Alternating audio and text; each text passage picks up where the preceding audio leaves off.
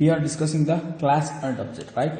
Now today I will also repeat same class and object class, because the class and object is one of the most important concept in second year PVC computer science, because the class and object it totally describe or its need to write the each and every program in a lab, and also is very important for knowing or learning the C++ concept. So have to write or practice more and more, concentrate on the class and object. Okay, so let's start the class and object 1 second in video class, right? First I have to write the class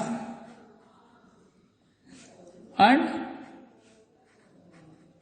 object, right? Class and object. Okay, first we already know the definition of the class. What is class? Class is a collection of object and member function. One more definition, class have one more definition, or class is a process of naming a data member. We can also say as a variable,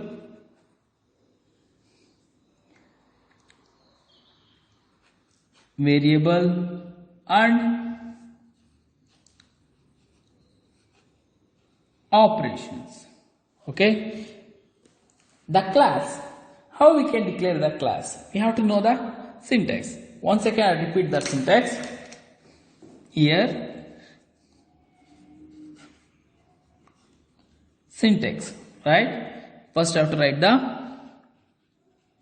class is a keyword, and then class name is a user defined name, and then open the bracket and write the class access specifiers.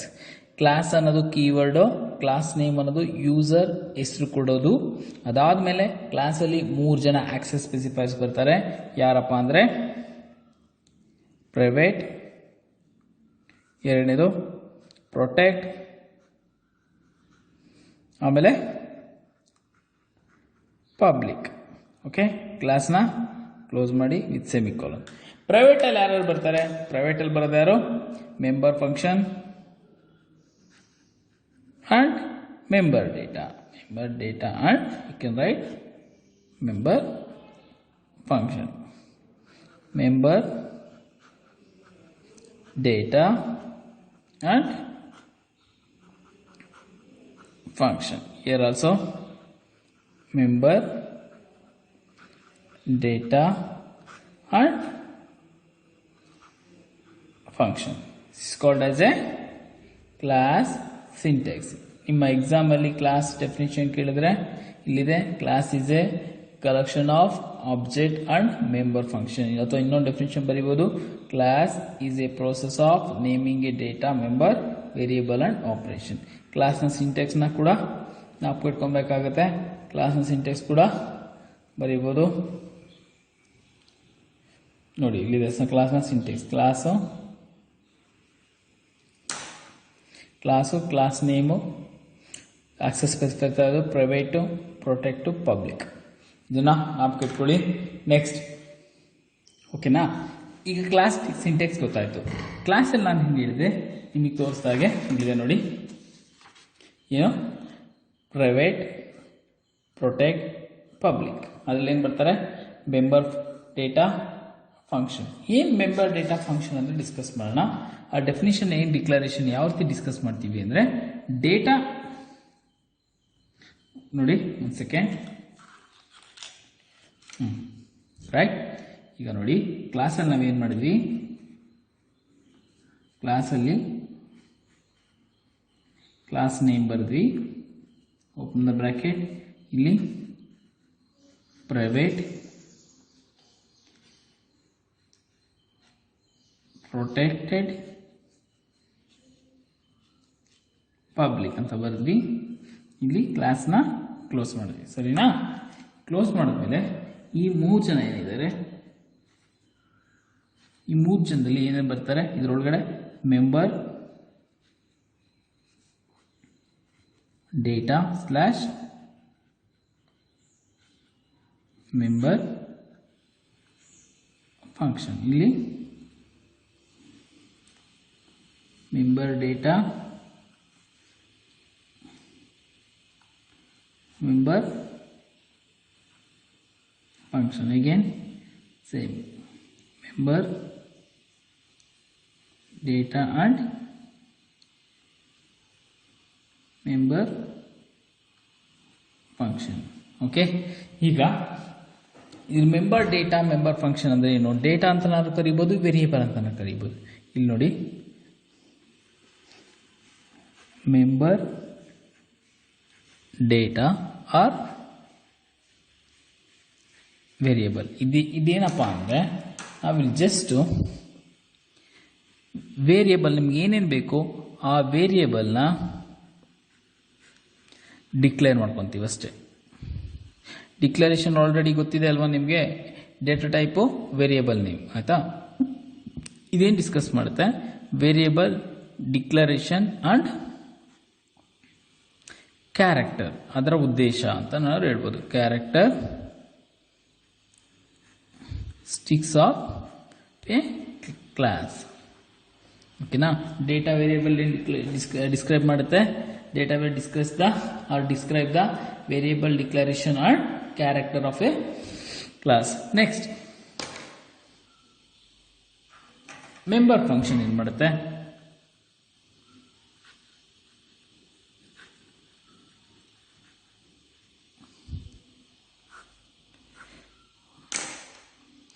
Member function ಏನಪ್ಪ ಮಾಡುತ್ತೆ ಅಂದರೆ, member function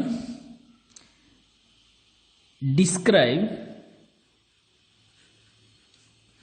the set of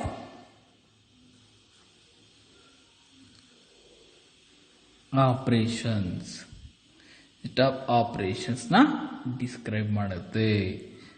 next set of ಆಪರೇಷನ್ನ describe. Member function ಅಂದರೆ ಏನು?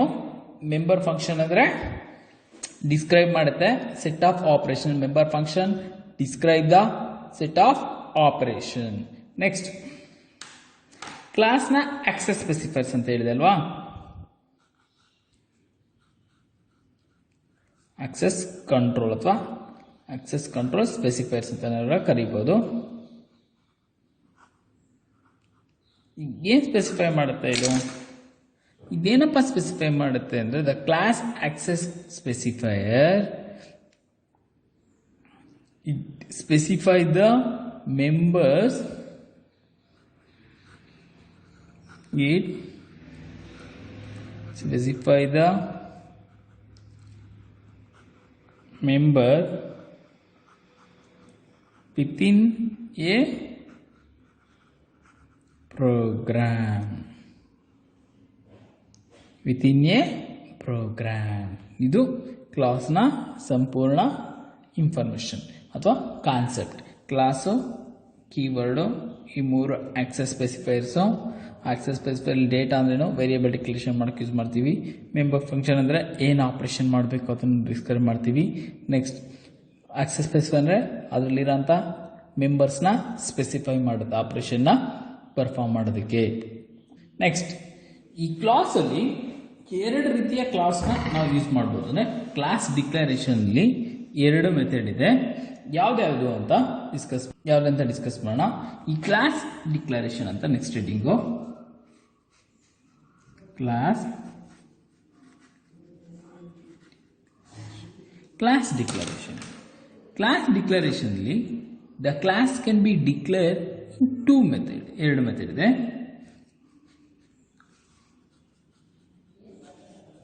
There are two methods. First one,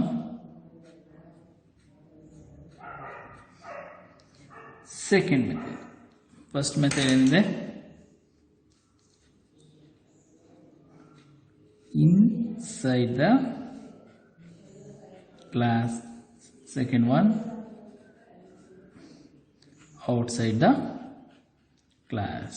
okay, ಇಲ್ಲಿ inside class declaration ಮಾಡಬೇಕಂದ್ರೆ ಏನು ತೊಂದರೆ ಇಲ್ಲ. We can easily declare the inside the class because we know that class declaration ಏನಾಗುತ್ತೆ ಇಲ್ಲಿ ತೋರಿಸ್ತೀನಿ ನೋಡಿ. ಇನ್ಸೈಡಲ್ಲಿ ಏನು ಮಾಡ್ತೀರಾ, ಕ್ಲಾಸ್ ಬರಿತೀರಾ, ಕ್ಲಾಸ್ ನೇಮ್ ಬರಿತೀರಾ, ನಾನು ಸ್ಟೂಡೆಂಟ್ ಅಂತ ಹಾಕ್ತೀನಿ, ಓಪನ್ ದ ಬ್ರಾಕೆಟ್. ಇದರೊಳಗಡೆ ಏನೇನು ಕ್ಲಾಸ್ ಆಕ್ಸೆಸ್ ಫೈಲ್ಸ್, ಏನೇನು ಫಂಕ್ಷನ್ ಬೇಕು, ಏನೇನು ಪ್ರೋಗ್ರಾಮ್ ಬರೀಬೇಕು, ಎಂಟೈರ್ ಪ್ರೋಗ್ರಾಮ್ನ ಇದ್ರಲ್ಲಿ ಬರಿತೀವಿ. ಅದನ್ನ ಕ್ಲಾಸ್ ಬಾಡಿ ಅಂತ ಕರೆಯೋಣ ಸಿಂಪಲ್ ಆಗಿ. ಕ್ಲಾಸ್ ಬಾಡಿ, ಇಲ್ಲಿಗೆ ಕ್ಲಾಸ್ ಕ್ಲೋಸ್. ಇದರೊಳಗಡೆ ನೀವು ಮೆಂಬರ್ ಫಂಕ್ಷನ್ಸ್ ಅವರು ಬರೀಬೋದು. ಇದರಲ್ಲೆಲ್ಲ ಏನೇನಿರುತ್ತೆ, ಮೆಂಬರ್ ಫಂಕ್ಷನ್ ಇರುತ್ತೆ, ಡೇಟಾ ಮೆಂಬರ್ಸ್ ಇರುತ್ತೆ, ಎಲ್ಲದು ಕೂಡ ಇದರಲ್ಲೇ ಬರಿತೀವಿ ನಾವು. ಎಕ್ಸಾಂಪಲ್ಸ್ ನೆಕ್ಸ್ಟ್ ಮಾಡೋಣ, ಆಯಿತಾ. ಔಟ್ಸೈಡ್ ಕ್ಲಾಸಲ್ಲಿ ಏನಾಗುತ್ತಪ್ಪ ಅಂದರೆ,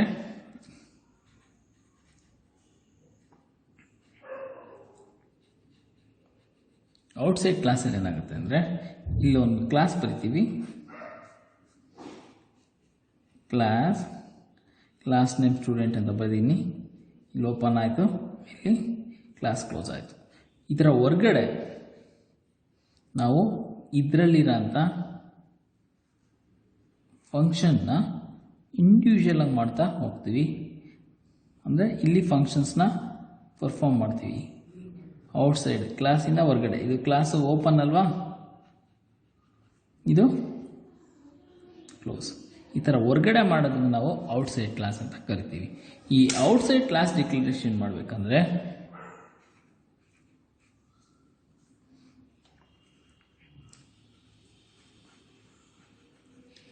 ಔಟ್ಸೈಡ್ ಕ್ಲಾಸ್ ಡಿಕ್ಲರೇಷನ್ ಮಾಡಬೇಕಂದ್ರೆ ಒಂದು ಇಂಪಾರ್ಟೆಂಟ್ ಆಪರೇಟರ್ಸ್ನ ಯೂಸ್ ಮಾಡ್ತೀವಿ.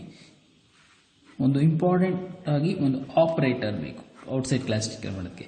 ಆಪರೇಟರ್ ಯಾವುದಪ್ಪ ಅಂದರೆ,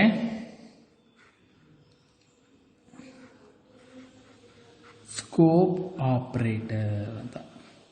ಇದನ್ನ ಎಕ್ಸಾಂಪಲ್ ಕೇಳ್ತಾರೆ, ಏನಕ್ಕೆ ಯೂಸ್ ಮಾಡ್ತೀವಿ ಅಂದರೆ ಔಟ್ಸೈಡ್ ಕ್ಲಾಸ್ ಮೆಂಬರ್ನ ಆಕ್ಸೆಸ್ ಮಾಡೋಕ್ಕೆ. Scope operator used to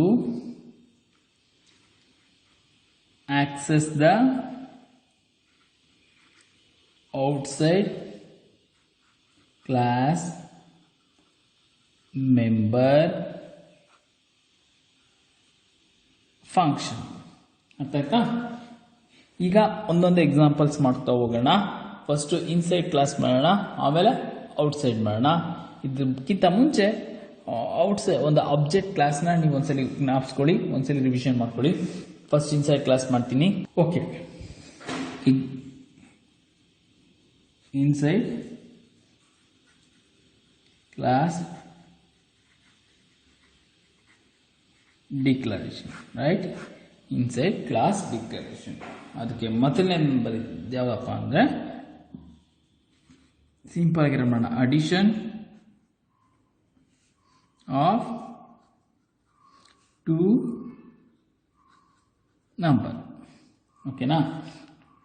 first ಏನು ಮಾಡ್ತೀವಿ, ಹೆಡರ್ ಫೈಲ್ಸ್ ಬರಿತೀವಿ. ಹೆಡರ್ ಫೈಲ್ಸ್ ನಾನು ಇಲ್ಲಿ ಬರೆಯಲ್ಲ, ನಿಮ್ಗೆ ಆಲ್ರೆಡಿ ಗೊತ್ತಿದೆ. ಕ್ಲಾಸ್ ಬರಿತೀನಿ, ಕ್ಲಾಸ್ ನೇಮ್ ಬರಿತೀನಿ ನಾನು, ಆ್ಯಡ್ ನಂಬರ್ ಅಂತ. ಓಕೆನಾ? ಅಡಿಷನ್ ಮಾಡೋದಕ್ಕೆ ಏನು ವೇರಿಯೇಬಲ್ ಬೇಕು ಆ ವೇರಿಯೇಬಲ್ನ ಡಿಕ್ಲೇರ್ ಮಾಡ್ಕೊಳ್ತೀನಿ. ಡೈರೆಕ್ಟಾಗಿ ಪ್ರೈವೇಟ್ ಅಥವಾ ಪ್ರೊಟೆಕ್ಟ್ ಇವೆರಡು ನಾವು ಆಪ್ಷನಲ್ಲು ಬೇಕಾದ್ರೆ ಯೂಸ್ ಮಾಡ್ಬೋದು. ಯೂಸ್ ಮಾಡೋದ್ರಲ್ಲಿ ಕೂಡ ಡೈರೆಕ್ಟಾಗಿ ಬರಿಬೋದು. ಮೆಂಬರ್ಸ್ನ ಬರಿತೀನಿ ನೋಡಿ, ಇಂಟ್ ಎ ಬಿ, ಆಮೇಲೆ ಇನ್ನೊಂದು ಬೇಕಲ್ವಾ, ಇಂಟ್ ಆ್ಯಡ್, ನೆಕ್ಸ್ಟ್ ಪಬ್ಲಿಕಲ್ಲಿ ಆಪ್ರೇಷನ್ನ ಪರ್ಫಾರ್ಮ್ ಮಾಡ್ತೀನಿ. ಆಪ್ರೇಷನ್ ಅಂದರೆ ಏನು ಕೆಲಸ ಮಾಡಬೇಕನ್ನ, ಅದಕ್ಕೆ ಫಸ್ಟ್ ಫಂಕ್ಷನ್ ಹೆಸರು ಇಟ್ಕೊತೀನಿ,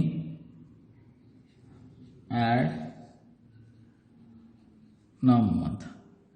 ಓಕೆನಾ, ಇದು ಫಂಕ್ಷನ್ನ ಓಪನ್ ಮಾಡ್ತೀನಿ. ನಾವು ಫಸ್ಟ್ ಇಯರ್ಲಿ ಓದಿದ್ವಿ function with argument, function with argument return value.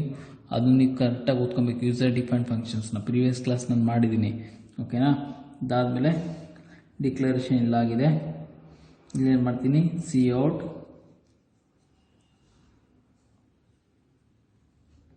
Enter A value seen A, cout enter B value seen B close. Next ಇನ್ನೊಂದು ಹೆಸರು ಕೊಡ್ತಾ ಇದ್ದೀನಿ ಔಟ್ಪುಟ್ ಅಂತ. ಇದು ನಾವು ಹೆಸರಿಡೋದು ಯೂಸರ್ ಡಿಫೈನ್ಡ್ ಪ್ರೋಗ್ರಾಮ್ಸಲ್ಲಿ ನಾವು ಯೂಸರ್ ಡಿಫೈನ್ ಮಾಡ್ತೀವಿ ಪ್ರೋಗ್ರಾಮ್ ಹೆಸರು ಅಥವಾ ಫಂಕ್ಷನ್ ಹೆಸರು. ಈಗ ಏನು ಮಾಡ್ತಾ ಇದ್ದೀನಿ ಅಂದರೆ add is equal to A plus B, ಸರಿನಾ. Cout result is equal to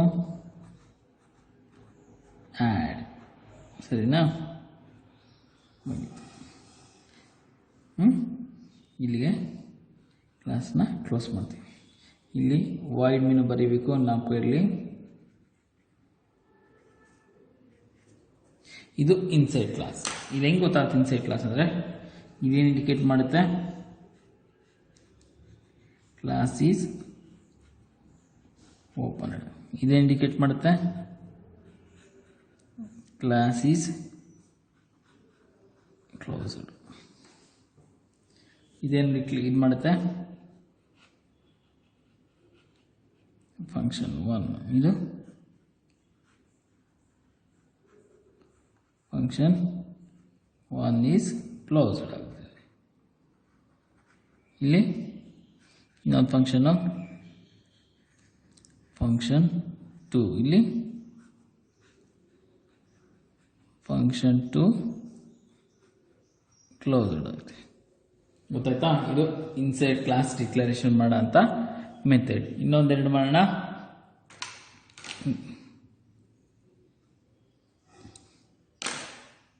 ಇನ್ನೊಂದು ಮಾಡೋಣ. ಯಾವುದು, ಅವರೇಜ್ ಆಫ್ 3 ನಂಬರ್ ಮಾಡೋಣ. ಒಂದು ಎಕ್ಸಾಂಪಲ್, ಅವರೇಜ್ ಆಫ್ 3 ನಂಬರ್ಗೆ ಏನು ಫಾರ್ಮುಲಾ, 3 ವೇರಿಯೇಬಲ್ ತೊಗೊಬೇಕು, 3 ಅಲ್ವಾ, ಡಿವೈಡ್ ಬೈ 3 ಮಾಡಬೇಕು. ಓಕೆನಾ, ಇದು ಇನ್ಸೈಡ್ ಕ್ಲಾಸ್ ಫಂಕ್ಷನ್ ಅಲ್ವಾ. ಫಸ್ಟ್ ಏನು ಮಾಡ್ತೀವಿ, ಹೆಡರ್ ಫೈಲ್ ಬರೆದಾದ್ಮೇಲೆ void main open the bracket class, sorry ಇಲ್ಲಿ ಕ್ಲಾಸ್ ನೇಮ್ ಕೊಡ್ತೀನಿ, ABJ average of number, open the bracket int ABC, next float AVG, ಮುಗಿತಾ. ನೆಕ್ಸ್ಟ್ ಪಬ್ಲಿಕ್, ಇಲ್ಲಿ ಇನ್ಪುಟ್ ಡೇಟಾದ ಬರಿತೀನಿ, cout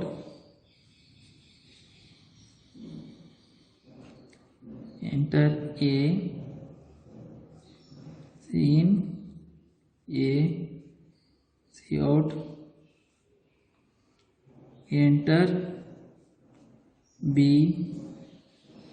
seen B, cout enter C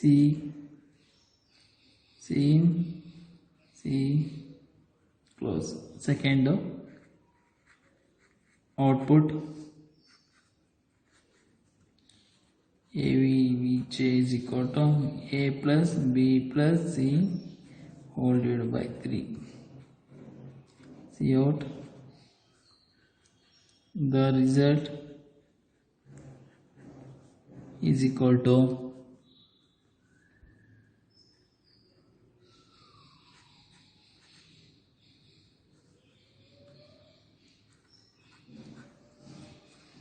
next ಇಡಬೇಕಾದ್ರೆ get C H ಹಾಕಿ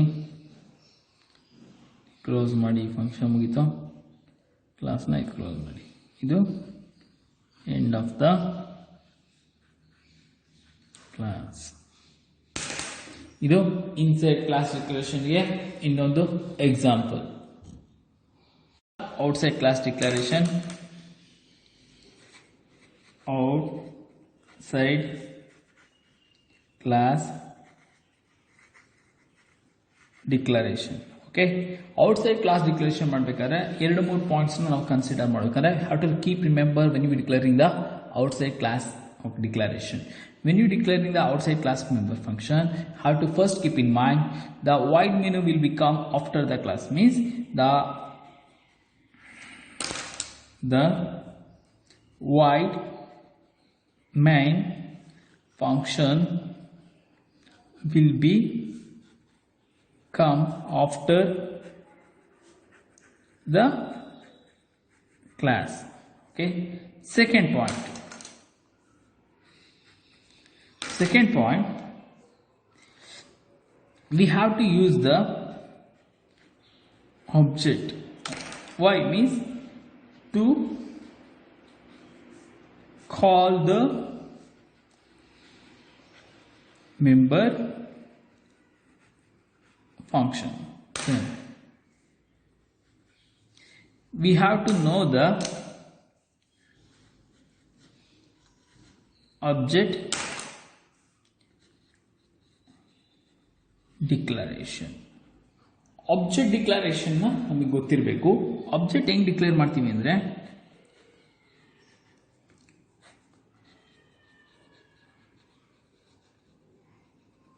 first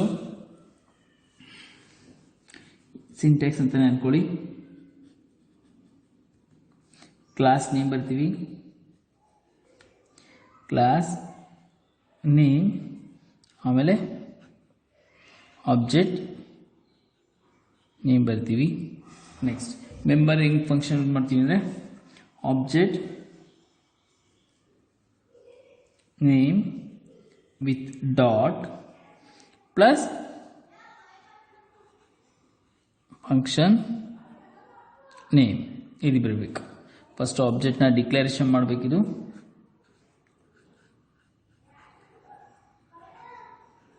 first step ಇದು. Second ಸ್ಟೆಪ್ಪಲ್ಲಿ ಆಬ್ಜೆಕ್ಟ್ನ ಫಂಕ್ಷನ್ಗೆ ಅಸೈನ್ ಮಾಡ್ತೀವಿ. ಅಸೈನ್ ದ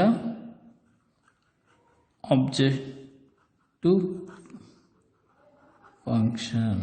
ಏನಕ್ಕೆ? The purpose of calling. ಓಕೆನಾ? ಇಷ್ಟು ಕಾನ್ಸೆಪ್ಟ್ ನೀವು ಜ್ಞಾಪಕ ಇಟ್ಕೊಂಡಿರ್ಬೇಕಾಗುತ್ತೆ ಔಟ್ಸೈಡ್ ಕ್ಲಾಸ್ ಡಿಕ್ಲರೇಷನ್ ಮಾಡಬೇಕಾದ್ರೆ. ಆಯ್ತಾ? ಒಂದು ಪ್ರೋಗ್ರಾಮ್ ಎಕ್ಸಾಂಪಲ್ ಮಾಡೋಣ, ನಿಮಗೆ ಅರ್ಥ ಆಗುತ್ತೆ. ಎಕ್ಸಾಂಪಲ್ ಯಾವುದು? Outside class declaration. ಅದು ಯಾವುದಪ್ಪ ಎಕ್ಸಾಂಪಲ್ ಮಾಡ್ತಾ ಇದ್ದೀವಿ? ಸೇಮ್ ಎಕ್ಸಾಂಪಲ್ ತಗೋಣ. Addition of 2 number. ಓಕೆ, ಹಳೆ ಶೀಟ್ನ ಪಕ್ಕ ಇಡ್ತಾ ಇದ್ದೀನಿ, ಕಾರಣ ನಿಮ್ಗೆ ಗೊತ್ತಾಗಲಿ ಅಂತ. ನೋಡಿ, ಇವಾಗ ಅರ್ಧ ಶೀಟ್ ಇಡ್ತೀನಿ. ಇಲ್ಲೇ ಕಂಪ್ಯಾರಿಸನ್ ನೋಡಿ, ಕಾಣ್ತಿದೆ 2 ಶೀಟು? ಕಾಣ್ತಿಲ್ವಾ? ನೋಡಿ, 2 ಶೀಟು ಕಾಣಬೇಕು ನಿಮಗೆ. ಓಕೆನಾ? ನೋಡಿ, ಒಂದು ಸ್ವಲ್ಪ ಶೀಟ್ ಕ್ರಾಸ್ ಮಾಡ್ತೀನಿ, ನೀಟಾಗಿ ಕಾಣುತ್ತೆ. ಓಕೆನಾ? ಕಾಣ್ತಿದ್ಯಾ? ಈಗ ಫಸ್ಟ್ ಏನಪ್ಪ ರೂಲ್ಸ್ ಇದೆ ಅಂದರೆ, ವೈಡ್ ಮೆನ್ನ ಆಮೇಲೆ ಡಿಕ್ಲೇರ್ ಮಾಡ್ಕೊಳ್ಳಿ. ಅಂದರೆ ಕ್ಲಾಸ್ ಆದಮೇಲೆ ಡಿಕ್ಲೇರ್ ಮಾಡಿ, ಆಫ್ಟರ್ ದ ಕ್ಲಾಸ್ ಅಂತಿದೆ. After the class. ಸೆಕೆಂಡ್ ಏನಿದೆ? ಆಬ್ಜೆಕ್ಟ್ ಮೆಂಬರ್ಶಿಪ್ ಫಂಕ್ಷನ್ ಅಸೈನ್ ಮಾಡಬೇಕು. ಆಬ್ಜೆಕ್ಟ್ ಡಿಕ್ಲರೇಷನ್ ಗೊತ್ತಿರಬೇಕು. ಆಯಿತಾ? Okay, right. ಈಗ ನೋಡಿ, ಫಸ್ಟು ಕ್ಲಾಸ್ ಡಿಕ್ಲೇರ್ ಮಾಡ್ಕೊತೀನಿ.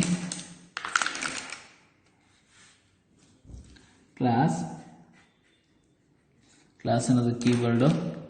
ಯೂಸರ್ ಡಿಫೈನ್ ಕ್ಲಾಸ್ ವರ್ಡ್ ಬರ್ತೀನಿ. Add number, open the bracket. Next ಮೆಂಬರ್ಸ್ನ ರಿಟರ್ನ್ ಮಾಡ್ಕೊತೀನಿ. ಇಂಟ್ ಎ ಬಿ ಮತ್ತು add. Next public function name ಬರ್ತಾ ಇದ್ದೀನಿ. ಪಬ್ಲಿಕಲ್ಲಿ ಗೆಟ್ ಡೇಟಾ ಅಂತ ನಾನು ಫಂಕ್ಷನ್ ನೇಮ್ ಕೊಡ್ತಾ ಇದ್ದೀನಿ. Is a user defined function name. User ಹೆಸರಿಡೋದು ನೀವು ಗೆಟ್ ಡೇಟಾನ ಅಂತ ಇಡ್ಬೋದು, ಇನ್ಪುಟ್ ಡೇಟಾನ ಅಂತ ಇಡ್ಬೋದು, ಏನು ಬೇಕಾದ್ರೂ ಹೆಸರಿಡ್ಬೋದು. ಯೂಸರ್ ಡಿಫೈನ್ಡ್ ಫಂಕ್ಷನ್ ಆಯಿತಾ. ಇದು open bracket close bracket indicate ಮಾಡುತ್ತೆ, ಫಂಕ್ಷನ್ ಇಂಡಿಕೇಟ್ ಮಾಡುತ್ತೆ ಆಯಿತಾ. ನೆಕ್ಸ್ಟ್ ಗೆಟ್ ಡೇಟಾ ಆಯಿತಾ. ನೆಕ್ಸ್ಟ್ ಏನು ಮಾಡ್ತೀವಿ, ಇನ್ನೊಂದು ಅಡಿಷನ್ ಮಾಡೋದಕ್ಕೆ ಇನ್ನೊಂದು ಯೂಸ್ ಮಾಡ್ತೀನಿ ನಾನು, ಪುಟ್ ಡೇಟಾ. ಇಲ್ಲಿಗೆ ಕ್ಲಾಸ್ನ ಕ್ಲೋಸ್ ಮಾಡ್ತೀವಿ. ಓಕೆನಾ. ಇದೇನಿದು ಡೇಟಾ ಮೆಂಬರು, ಇವೆರಡು ಮೆಂಬರ್ ಫಂಕ್ಷನ್ ಆಯಿತಾ. ಇದೇನು ಇಂಡಿಕೇಟ್ ಮಾಡುತ್ತೆ, ಎಂಡ್ ಆಫ್ ದ ಕ್ಲಾಸ್ ಅಂತ ಆಯ್ತಾ. ಎಂಡ್ ಆಫ್ ದ ಕ್ಲಾಸ್, ಇಲ್ಲಿಗೆ end of the class declare ಆಯಿತು. ನೆಕ್ಸ್ಟ್ ಏನು ಮಾಡ್ತೀವಿ, ಔಟ್ಸೈಡ್ ಕ್ಲಾಸ್ನ ಆಕ್ಸೆಸ್ ಮಾಡ್ಕೊಬೇಕು. ಅವಾಗ ಏನು ಮಾಡಬೇಕು, ಔಟ್ಸೈಡ್ ಕ್ಲಾಸ್ಗೆ ಫಸ್ಟು ಯೂಸ್ ಮಾಡಬೇಕಾದ್ರು ಸ್ಕೋಪ್ ರೆಸಲ್ಯೂಷನ್ ಆಪರೇಟರ್ನ ಯೂಸ್ ಮಾಡಬೇಕು. ಓಕೆನಾ. ಇಲ್ಲೇನು ಮಾಡ್ತೀವಿ, ಕ್ಲಾಸ್ ನೇಮ್ ಬರ್ತೀವಿ ಫಸ್ಟು.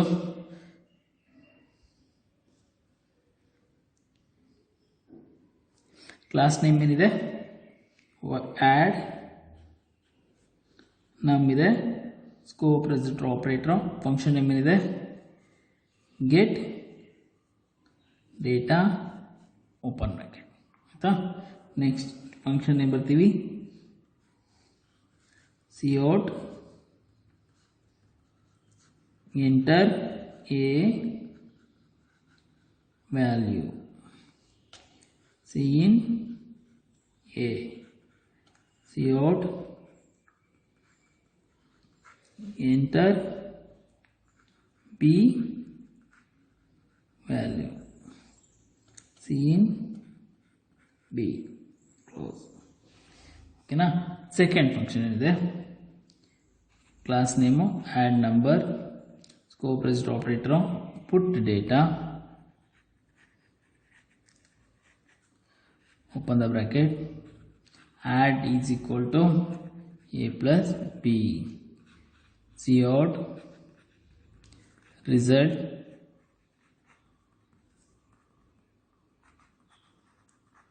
add close. ಓಕೆನಾ.